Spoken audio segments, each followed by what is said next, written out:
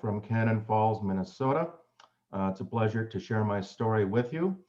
Susan asked me for a title for this travelogue.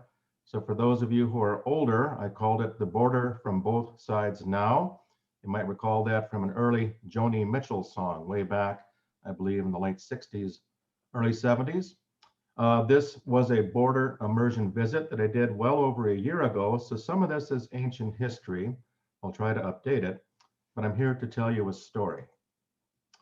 First of all, some caveats. So these are my views, my opinions. They don't represent necessarily my congregation, the ELCA, or my synod.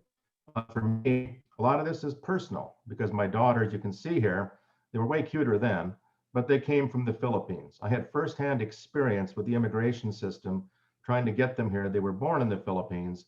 It was the then INS. It was complicated then. It was painful. Again, this is a static picture of a dynamic process. A lot has changed, obviously, since January of 2020. And lastly, I am not an immigration lawyer. I'm a retired physician, but I profess no legal background. So if you're looking for expertise in immigration law, you have come to the wrong place. So if you fall asleep early on, here's the bottom line up front. The ELCA has adopted the Amparo strategy as of 2016. Our synod has a team to engage with that.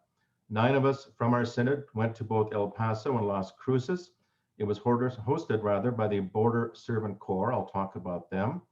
They're a Mission of Peace Lutheran Church in Las Cruces. Recent policies and changes in procedures, both then and now, have contributed to a complex humanitarian situation at the border. Some have called it a crisis. Over 6 days, our group went with a number of individuals, relief organizations, and governmental officials to try to get a better firsthand idea as to what is going on. First of all, what is amparo? Well, first of all, it's a Spanish word meaning protection, shelter, or help. I speak only halting travel Spanish. In context, it comes from Psalm 46 that says, Dios es nuestro amparo y fortaleza. God is our refuge and strength. The ELCA developed that into an acronym, accompanying migrant minors to provide advocacy, representation, and opportunities. This is the strategy that was adopted in 2016, basically fourfold: uphold, guarantee basic human rights and safety, address the root causes of immigration coming from what's called the Northern Triangle, basically 3 countries, Guatemala, Honduras, El Salvador, and Mexico. Try to help work towards just and humane policies affecting these individuals, engage as a body with our companions and partners to try to see if we can help mitigate the situation.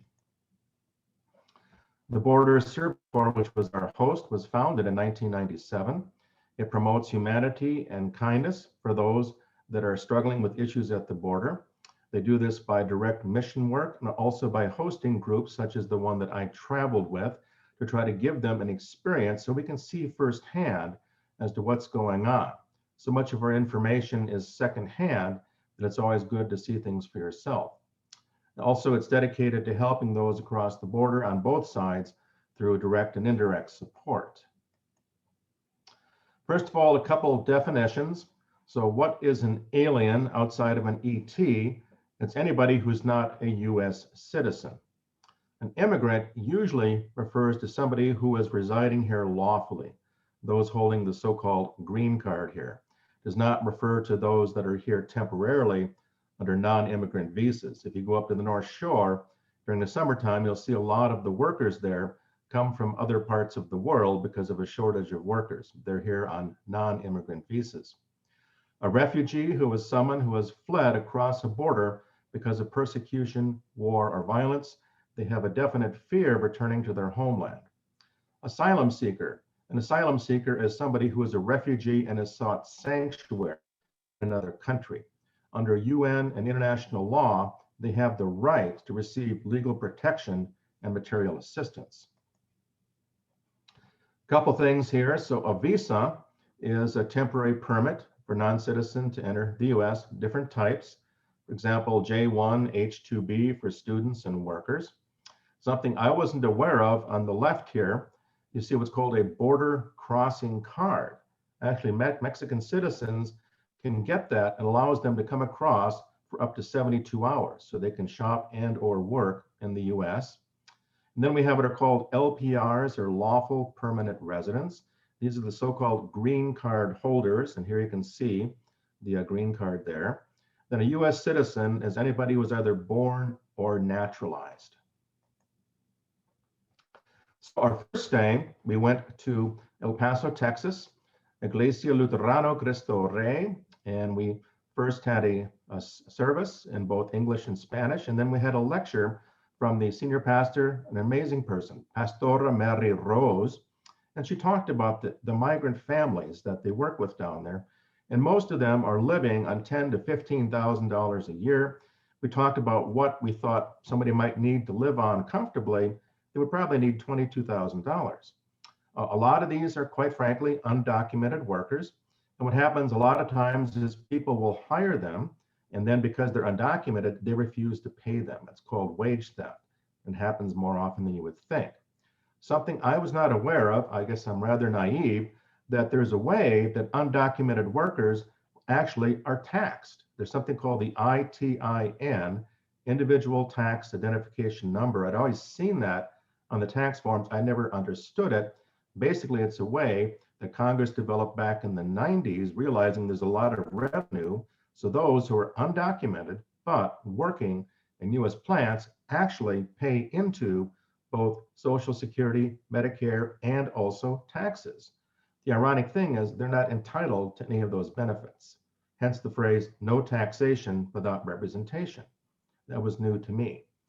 Those that work across these factories in Juarez across the border, many US countries and international countries have located there. For example, I think Juarez is one of the largest blue jean manufacturing centers in the world.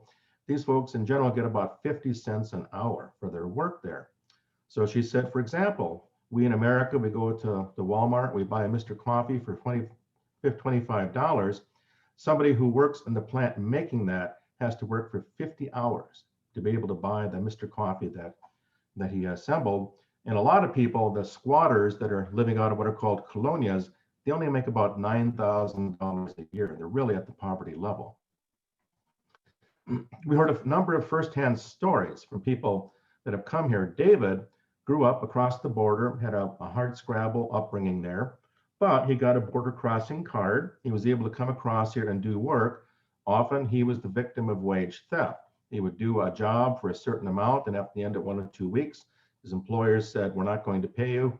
Go ahead, try to call the police. Well, unfortunately, he overstayed his welcome. He got deported, and now he's a quote unquote federal criminal. So he now has come back to the US without papers because he needs to work on this side of the border. And so he lives in constant fear of being arrested, sent back again. And because he's now a federal criminal, quote unquote, there is no legal pathway for him to get asylum, green card, or citizenship. He's a permanent, not welcome here person here. But despite this, he maintains a positive attitude and he loves his country. So here is our first look at the wall here. Here's a first-hand look. Here's my pastor looking at it from our side. And on the right is a look from a hill overlooking El Paso. I saw these John Wayne movies way back, and I thought it was going to be this huge, big gushing river. Where you can see it's a canal in the middle there in the distance. That big red X is on the Mexican side. Really, it's kind of disappointing. It's a large culvert, at least going through El Paso.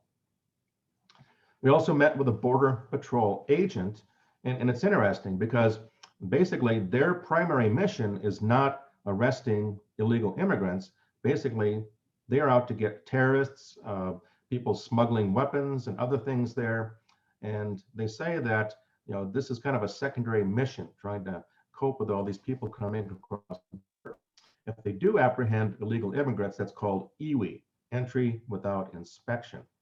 So before, there was something called catch and release, and that was under Obama and others, where people could be arrested and then they would be granted a hearing in court. They would be released to the custody of a family member that would guarantee that they would show up in court.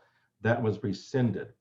Then under a previous administration, there was something called expedited removal, where these folks basically could serve as judge and jury and basically decide these people had no right to be here and sent them across. A concern, as you've seen in the news, is that children by law cannot be held in judicial custody. They're supposed to be handled by Health and Human Services. Well, then and now, those agencies are not equipped to deal with the tide of immigrants we've seen.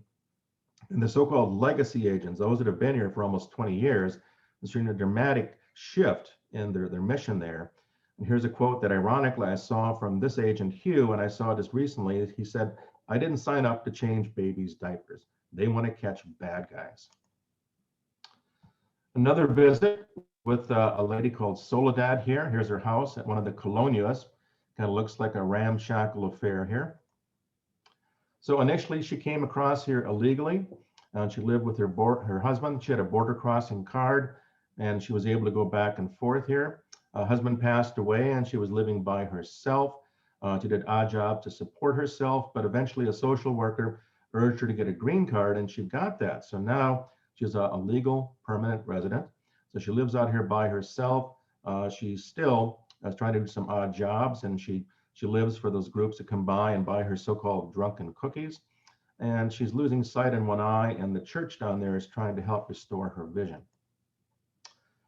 Susanna, another woman we talked with here, she's been here illegally for 16 years. She had a very bad domestic situation, other side of the border. Her father came with her, and he was stopped one day, and it's almost like those World War II movies. He was asked for his papers, didn't have the right papers. So he was arrested. Well, he didn't come home from work that day, and so Susanna went to Pastor Mary Rose, and then Immigration and Customs Enforcement, it wouldn't say where he was. They finally found out that he had been granted delayed deportation, which was a program they had before, which basically said, okay, we're going to deport you, but not right now. We'll let you go here and we'll get around to you. So basically they're deporting the real bad guys first, not just the common people that come here to work. Well, it's interesting, even the folks down there still call Obama the deporter in chief, because he actually probably deported more people than the previous administration before Biden did.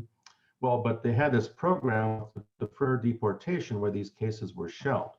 Then under the administration before Biden, they began opening up all these cases. There was no dispensation. And so now they're going back and rearresting these people. So one day, again, father went to work, didn't show up, didn't know where he was. They sent him to a center in Atlanta for a couple of weeks before he got sent back across the border. They had no idea where he was for several months. So finally, after about several months, they found out he was back on the other side. They got a chance to see him for 3 minutes at the Rio Grande. Another woman, Carmen here in the purple there, we got our arms around her here. So she was a Mexican national, has her border crossing card. Well, she kind of took over the care of a girl that was born with something called spina bifida and had kidney failure. Well, this poor thing was abandoned by her parents, who were rather affluent and could have taken care of her, but refused to do so. While she was doing something called peritoneal dialysis, which you're familiar with, is provide a type of kidney treatment. Well, that failed to work one time, and she was very sick. She brought her to the hospital in Juarez. They said there was nothing they could do for her. So basically, she brought her illegally across the border, went to an ER in El Paso and said, "I'm not leaving to take care of this child." So they did.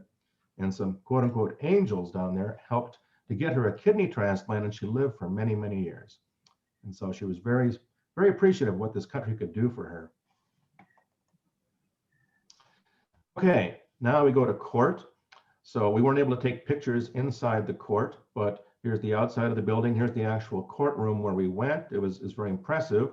So the judge was sitting where the flag was up there. We had lawyers, and then all these prisoners come in and they're shackled around the waist and around the ankles there, and they're all linked to each other. It was like a chain gang from some of these movies you see in the 30s. And people were saying, why is that? These folks, for the most part, have been arrested on misdemeanor charges. Well, apparently that's protocol, because in transportation, sometimes they've had some incidents in the past, so they have to do that. So they sit in those back benches there, and we sat behind them, and they all go through their initial hearing in the court there.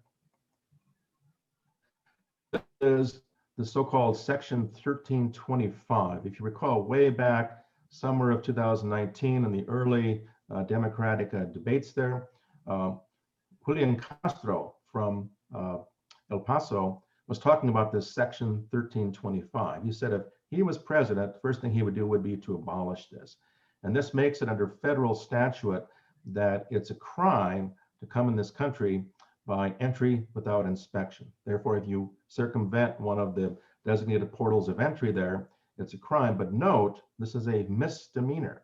But these folks get locked up, sometimes for months, awaiting their day in court. Again, it's a misdemeanor by federal statute. Again, under a previous administration, then we developed this so-called zero tolerance policy. We did have this catch and release policy. There was some dispensation that the courts and other legal authorities would have to try to be humane for these people, especially if they had relatives rather, living in the United States. But then that changed.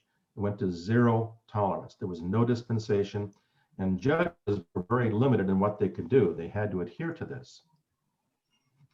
Then they developed this so-called humane migrant protection protocol, which was remain in Mexico, which is essentially, instead of catch and release, we're going to catch and deport.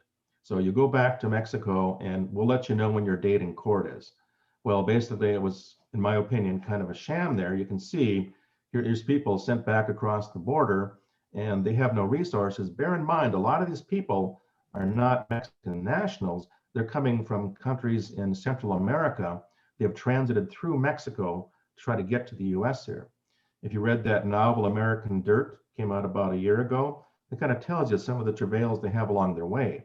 And also these people, they're a vulnerable population. The Mexican government isn't necessarily set up to handle them.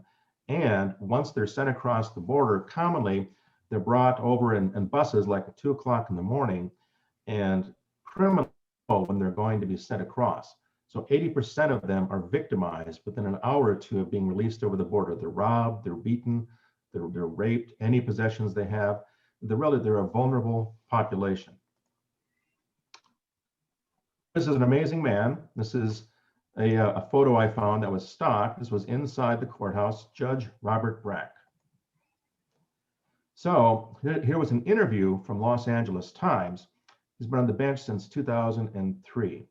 He said he's sentenced over 15,000 defendants. Apparently he's had more experience with immigration law than virtually anybody else. And I'll let you read what he said there.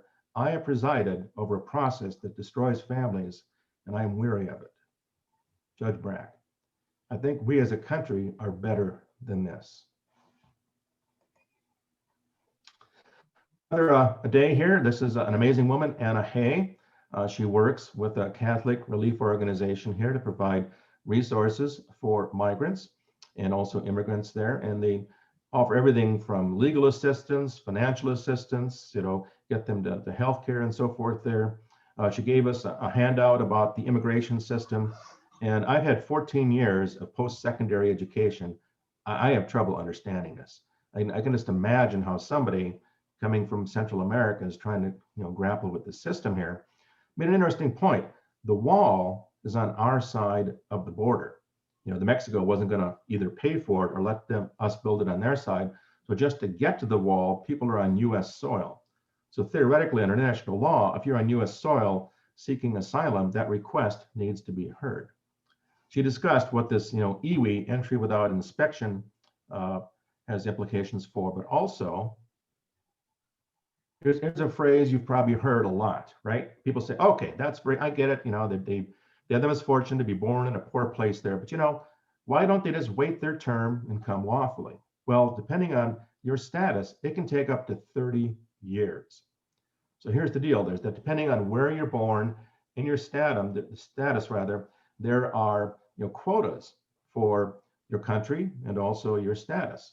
So for some examples here, let's say that you have a US citizen mother petitions for her single 20-year-old child born in Mexico. The time to wait in line at the time of this article, which is about 2 years ago, was 22 years to legally come to this country. Let's say that a United States citizen brother is petitioning for a sibling in the Philippines. His wait is 24 years to legally come here. So here we go, a US citizen parent petitioning for a married daughter from Europe would take a mere 12 years of standing in line. So, wait your turn and come off late. I don't think I would wait 24 years. It's just me. Another amazing man, Reuben Garcia. You might have seen him on international news here. He says, the world has changed, not because of us, because of you people here. He said, a lot of the engine fueling all this is consumption of illegal drugs in the US. It's a $40 billion year industry. He says, border people are miserable because you are afraid. He told us several stories about the system. He said one immigration judge in El Paso boasted that he has never granted an asylum request here. He also talked about two Guatemalan women who were not English speaking. They were being conversed by border agents to sign these documents allowing for this expedited removal. The problem was they were in English. They couldn't understand the documents. These agents were trying to force them to sign it. They refused until finally they were given documents in Spanish, what they could understand. He talked about this process of metering. Well, sometimes people will show up at the border, request asylum, and they're told, I'm sorry, we're too busy. We can't handle you today. Come back tomorrow. Well, that theoretically is illegal. There was one story of a grandfather who did that every day for 2 weeks to be told, we can't handle you today. There's metering, we're too busy, we're overwhelmed. Well, finally, he decided to come across illegally and got arrested. So I don't know, if it was me, I might do the same thing. It's interesting. He said, if it was up to me, I would move the wall north of El Paso to keep you people out, us. He said, look at what's going on in your own backyard.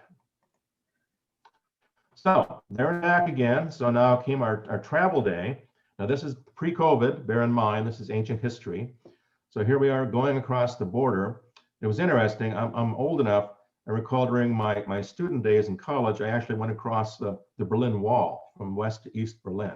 And I must say, it was chillingly very much like that. So here you can see the system of fences here. Going through the fence, it kind of goes back and forth. And now here we are on the other side of the wall. And here's this big, ugly monstrosity. And you'll see this obelisk there tells you where the border is. So there's the border with Mexico. Note, the wall is a good 2 feet beyond that. So just to get to the wall, you've already crossed into US soil. So here's our intrepid group there posing at the wall. It's a pretty desolate part of the country. This wall goes on, for miles and miles. And you can see that, first of all, it's not that hard to imagine that, people can tunnel under it. They can go over it. People have these makeshift devices where they'll throw hooks up there. In fact, one of the ploys is you get to the top of the wall, you topple over it, you break your leg, and then you have to be taken to a hospital. So this is 100% deterrent. During our stay there, we went to a colonia called Anapra, which is a settlement just west of Juarez. It's like a third world country. You can see dirt roads, abandoned cars. You can see there's a tire there by an open sewer from which was emanating a very noxious odor. And we went there to visit with a number of individuals who are trying to help these people that have been arrested for this iwi, entry without entry, and sent back across the border. And so we went to, first of all, a clinic there, Doctora San Juana Mendoza, God bless her, Mexican national in her practice. She's a primary practitioner. She deals with most of these people from Central America because they have limited resources. You can see her posted fee is 30 pesos, which at the time I think was about $1.68. She relies heavily on donations for these people. The Border Servant Corps at the time was bringing things across the border. That's been somewhat restricted. Sometimes US doctors will come and work with her for short periods of time. And she's one of her special cases now were twins from Guatemala who had blindness due to malnutrition. She's trying to work with a specialist in Juarez. Hopefully she's already had this done to try to get them sight restoring surgery. An angel of mercy. This was a safe house we went to where 7 women and their children from Central America had been arrested for illegal entry and sent here, and they're awaiting their day in court, which at the time was anywhere between 6 to 12 months away. So they had no place to go. So a Catholic charity had provided The safe house here was essentially, it was a cinder block, one-story building surrounded by spiked fences and concertina wire. And here's where these folks are sitting, awaiting their day in court here. Let's see if you can see on the far right, but this little boy, I can't show his face, but he came riding in on a broomstick, and it struck me right away that this little guy had the features of dwarfism. And so I'm thinking, here's this little guy from Central America, he's already got, two strikes against him. To just think of the challenges he would face growing up in this country with dwarfism, and what chance does he have now? We're told that only about, maybe, depending on which court you go to, the rates of approval of their asylum requests are usually less than 10%, sometimes as low as 3%. So we, being US citizens, by virtue of having the luck to be born here, were able to readily go across the border. In fact, one of our group had one of those new enhanced driver's licenses you can get that actually provides for border entry. You don't need a passport, at least back in the day there. So here we could readily go back and forth. So we pulled up there, the border crossing agent comes and looks in there, and here we are, Caucasians. We smile, we show our cards, and waves us through, have a nice day. And people die to do that. And here we could just do a day trip back and forth. Now, bear in mind, okay, now things have changed dramatically, obviously, since the last election. So one of the first things the Biden administration did was to roll back this migrant protection protocol. So he said it officially ended the day he was inaugurated there. Well, the problem is that people felt that with the new administration, there would be laxer immigration policies. So there was this now surge that we read about in the news. Also, he ordered an immediate stop to construction of the wall. So we've stopped building that. We've stopped stealing from Department of Defense funds for infrastructure to build this. And to my knowledge, Mexico never paid anything for it. I don't know if anybody else has any Gnostic insight on that. Also, the DHS, Department of Homeland Security, says that they're trying to work to complete COVID testing of these folks here, but as you can see, they're just overwhelmed. In fact, just last month alone, they said that 170,000 people came across the border there. Just incredible. And I think they said up to 18,000, 19,000 were unaccompanied children by themselves. And you've seen these pictures and these videos of children being dropped over the wall by their parents. Well, these people want a better life for themselves. They're not doing it to be mean. They're kind of sacrificing.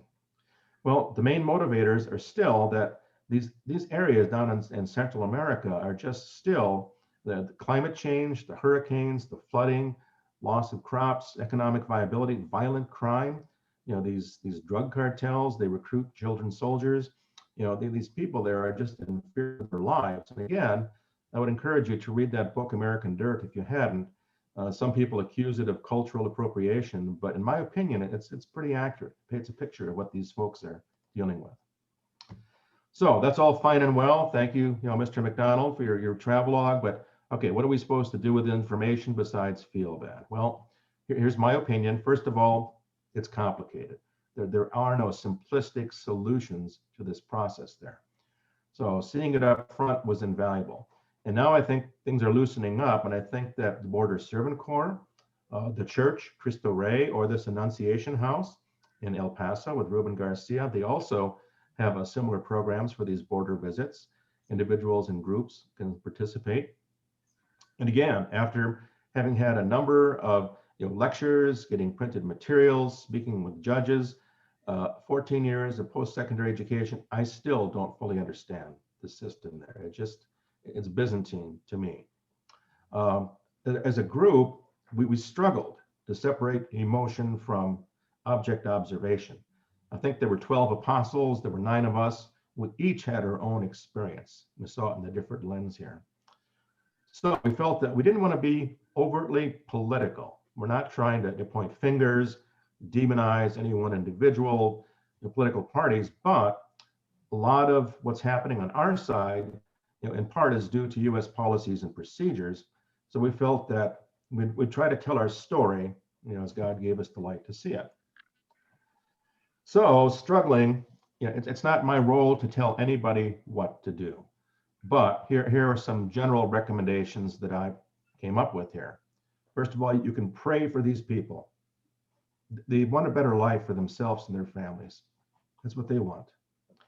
Educate, tell the stories. You can retell my stories. This guy, this talking head from Cannon Falls, did this thing here, and I'm not sure if I understand it, but apparently there's a lot of people, vulnerable people down there that need help.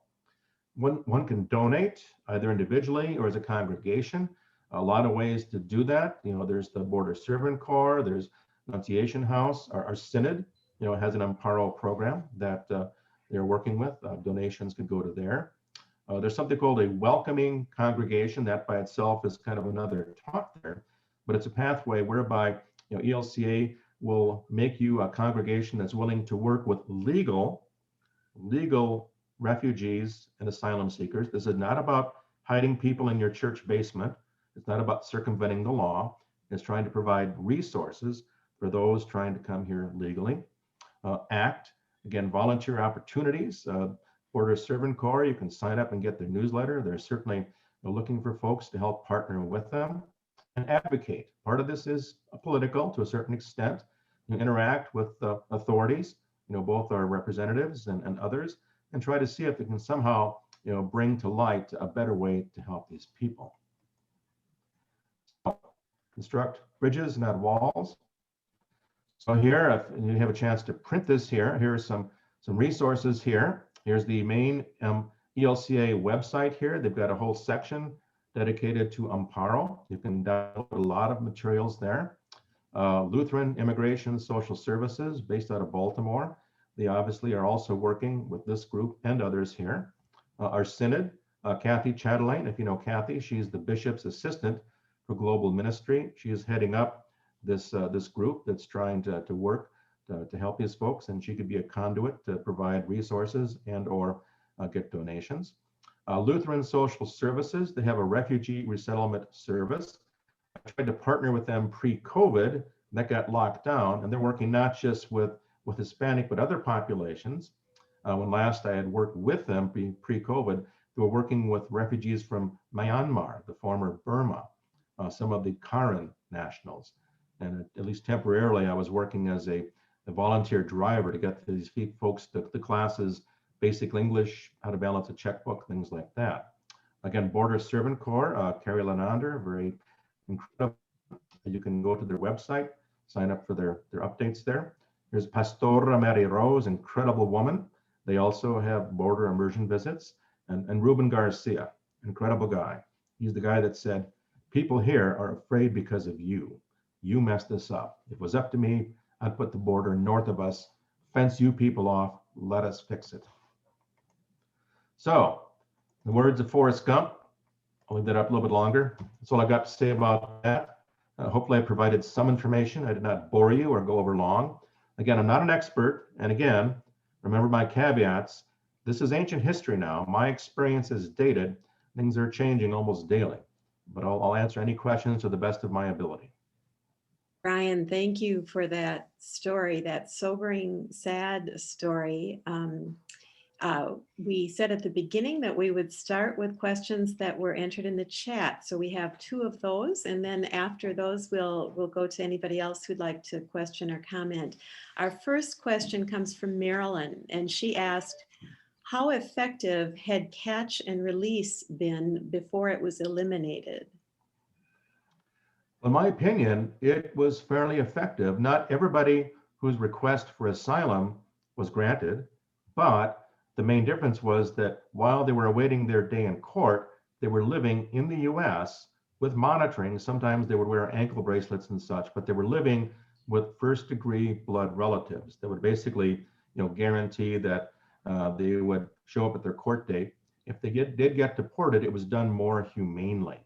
So it was a more humane way of allowing people to at least live here until they had their day in court versus being just dumped across the border in the middle of the night and getting subject to predation. Okay. Connie asked the question, who monitors and issues the border crossing permits? That's done by Immigration and Customs Enforcement. They do that, and that's an agency of the State Department.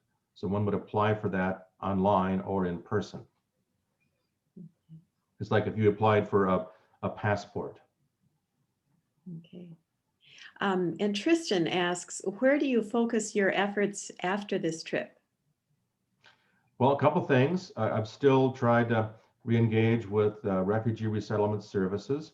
We have a group that we work with the Synod, and we've been meeting by Zoom about every 2 to 3 weeks or so. We keep in contact with Carrie Lenander.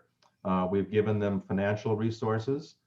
We actually had a couple of our members go back there, and they took down blankets, warm weather, cold weather clothing for these folks there, care packets. Another member has done a letter writing campaign to write letters of support to some of the folks whose names we were given, to give them encouragement, let them know that there's people that care for them. And the hope is that maybe more of us can get back down to the border, or better yet, encourage others to maybe do a similar thing. Again, just like the early apostles, 12 of us, if we can then empower each of us 2 or 3 people to tell 2 or 3 other people. The hope is that we can get others involved. And then the last thing is, I actually went to my congregation, and we were able to be designated a welcoming congregation. Quite frankly, we haven't done anything directly, but we're hoping to try to partner with individuals that may need assistance here. There's a large shadow population out there, more than you would think of, that need assistance. So we're kind of standing by to assist, so to speak. Mm-hmm. Interesting. Dave Tincher has posted a question: should the U.S. be doing more to solve the refugee inducing problems in places like the Honduras? Again, that's a political question. If I were king, I guess I could do more to do that, but absolutely. And part of it is to address the root causes. It's one thing to deal with the situation at the border, but the root cause comes from farther down. The problem is, in the past, you notice that I put there corruption. We've tried to help with building infrastructure and humanitarian relief, but because of inherent corruption and many of those governments, which are close to being failed states, a lot of the money does not get to where it needs to go. My understanding is that the Biden administration is trying to do a better job and trying to ensure that money gets there to actually afford relief within those countries, to hopefully provide less impetus for people to want to flee their country. Also, they're trying to provide resources where folks, instead of coming to the border, can hopefully apply for asylum within their own country. But that remains a work in progress. But should the US do more? Absolutely, in my opinion. Mm-hmm. Yeah. Brian and I talked about the fact that people might be interested in the screen that you're looking at now, the Border and Immigration Resources. So we've purposely left it up for a bit. I think you could probably put it away, Brian, now, but I'll get that from you, and maybe we'll add that to our website posting of this recording. When that is put on, that might be of use to people as well. So let's see. I have a question. Okay. Is there any, we hear about all these people from Central America and Cuba even, heading towards the border because the administration has changed, because Biden won. Is there anything in the law, American law, that would justify these people trying to get into the United States? Has there been a change that would make it easier for people to enter this country? My understanding is that policies have changed. So basically the rollback of the Migrant Protection Protocol, but the basic immigration laws, to my knowledge, are still in place. And again, that is part of the problem, in that the system is very archaic with such things as the quotas and the metering. It's difficult. The system is overwhelmed, but we need a lot of resources to bulk that up. But I hopefully answered your question. The basic immigration law, to my knowledge, has not changed. So it's not necessarily easier for them to come into this country legally. We have another question in the chat. Marilyn asks, does sponsorship exist where congregations or individuals sponsor people who have crossed the border and are now in detention facilities, similar to the sponsorship of Vietnamese refugees or Karen families? That's an excellent question. We actually asked that, but that has changed apparently since those situations. And now the State Department specifically wants those seeking to come here as asylum seekers to be sponsored by family members. They said that 97% have to have family members, and those are first-degree relatives, parent, child, brother, and so forth there. Mhm. So it is difficult for a congregation to sponsor a person to come across. However, congregations can provide resources to either organizations that are helping these folks. But a church sponsor a person, I'm told it's very difficult nowadays due to changes since the 70s and 80s. Any other questions or comments?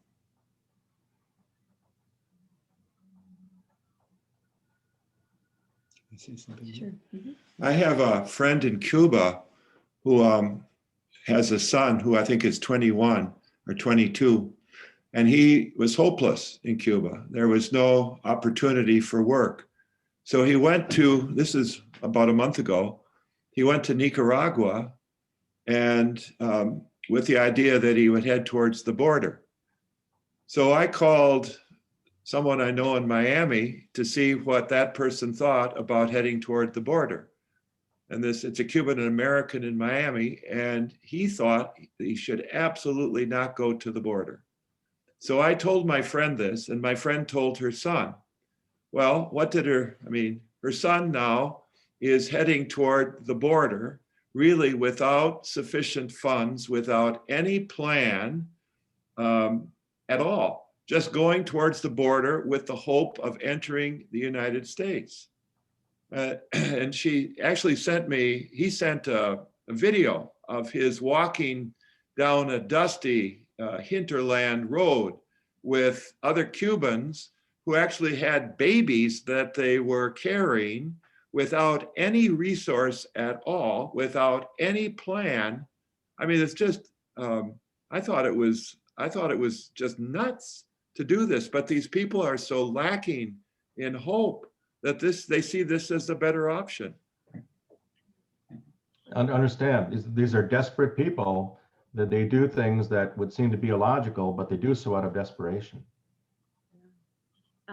John, Lori had his hand raised. John, did you have a question? Yeah, have you run into, Brian, a solution, as political as it might be, to an immigration policy that would work? Is anybody working on that would be helpful for us to hear about? Again, there are efforts underway with this administration. They're trying to play catch up.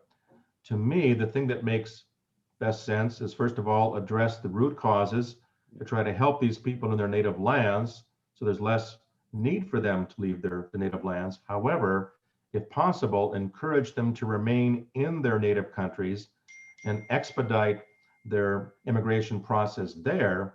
It would be better to build shelters down there than it would be either in Mexico or on our side of the border here. Keep families together, spend monies to get these, tent cities that we're building in El Paso and Las Cruces. Do that in Guatemala, Honduras, El Salvador. Provide security, sanitation, legal representation, health services, and expedite the request there. So they're not on the road with no plan except show up at the border. Yeah. I'm old enough to not have much faith in helping folks that particular way, just because the United States has shown during COVID that the rich have gotten richer. And it may not be the same way that it happens in Mexico, but it just seems futile. I fully understand, again, that the corruption in some of these countries, it's incredible. But in an ideal world, that would be a better solution than just to have these people just showing up here and then flooding our system there and subject to predation along the way.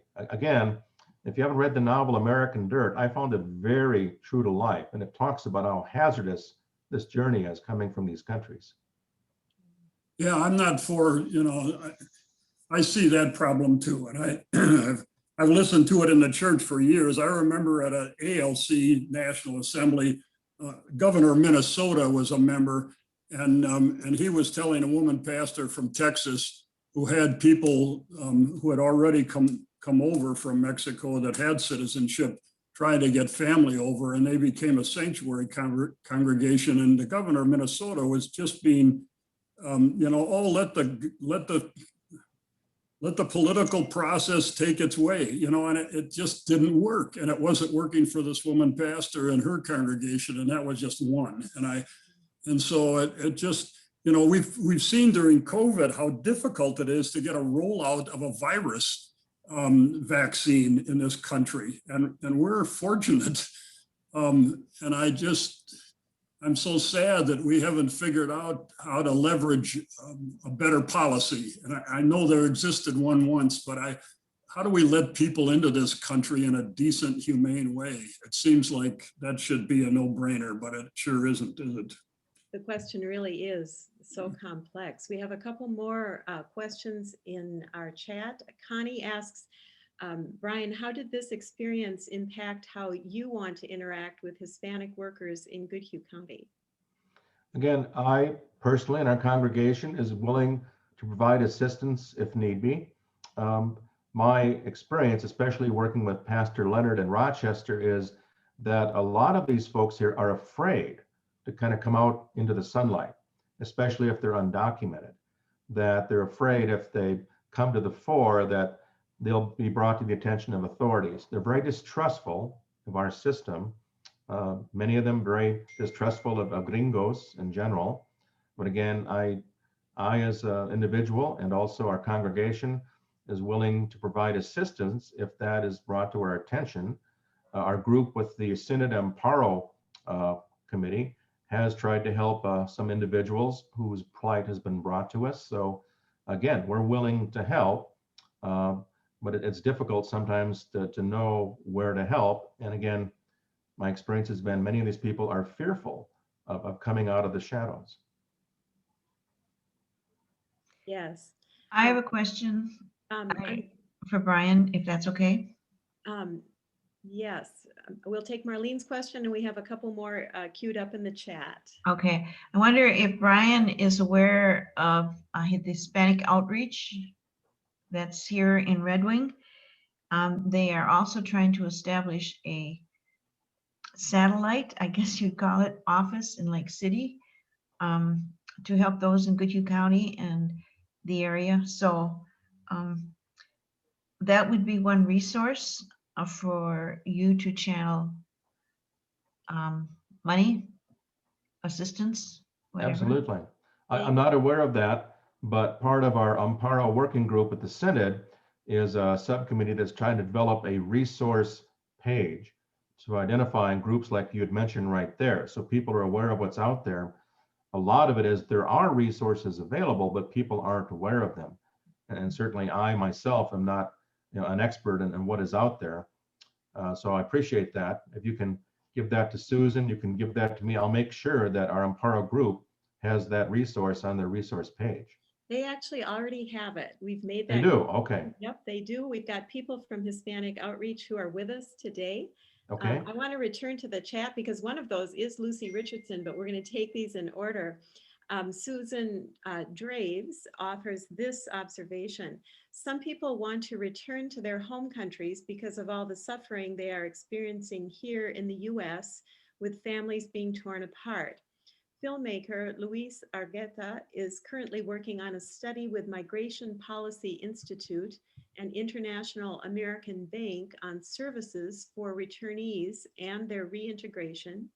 And one organization said that they have been most successful when A, the plans for development are originated by the community itself rather than imposed by some external organization, and B, that those communities that have strong ties to members who are in the USA are able to carry out projects that benefit everyone.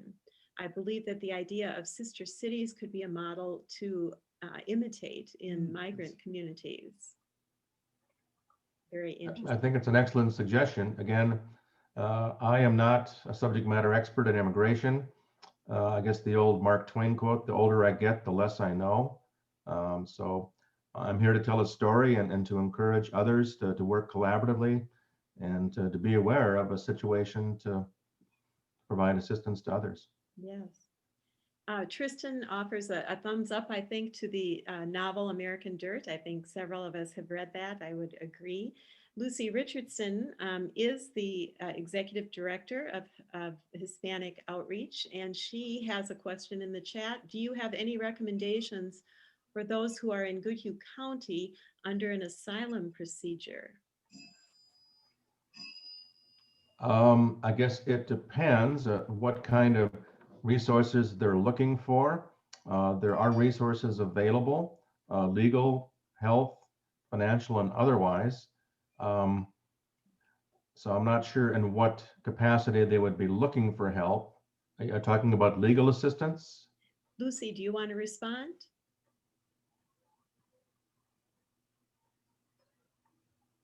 You're on mute, Lucy, if you are answering. Sorry, I am on the road here, so sorry if you can't hear me well. Yeah, my specific question was in the legal advice. I know there is a group that's affiliated with our synod that does try to provide legal assistance. It's an acronym. I think it's the SMILD.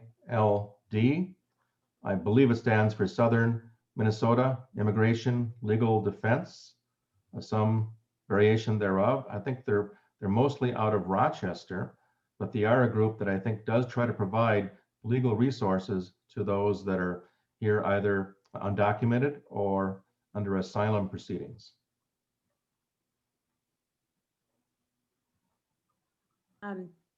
Dave Tincher has asked, maybe you mentioned this in your initial comments, but are you and other Minnesota Amparo supporters meeting regularly to discuss the issues? Yes, we are. We meet about every 2 to 3 weeks via Zoom, trying to update. For example, the big project right now has been this resource page that we're trying to get our synod to put on their webpage so it's readily accessible. Apparently, the synod is migrating from an old web page to a new one. So I guess there's some technical difficulties, but our goal is to put things out there so people could just click on the synod web page, have an Amparo tag, go to that, and anybody who's looking for information and or access to resources could hopefully do that. So that's one thing we've been working on in the last couple of months here.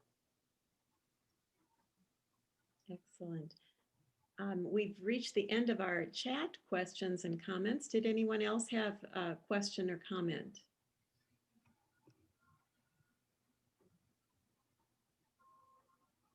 Well, if not, Brian, we thank you so much for sharing your experience, for your thoughts, for your perspectives. And we also appreciate everyone's joining us today.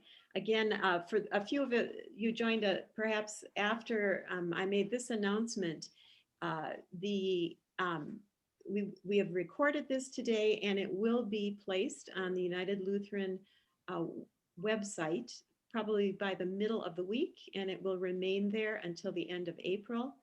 And then also we will add that list of resources that was in Brian's PowerPoint presentation. Thank you all for joining us today, and come back to Adult Forum again. Thanks very much. Thank you. Thank you. Goodbye. Thank you. Thank you, Brian.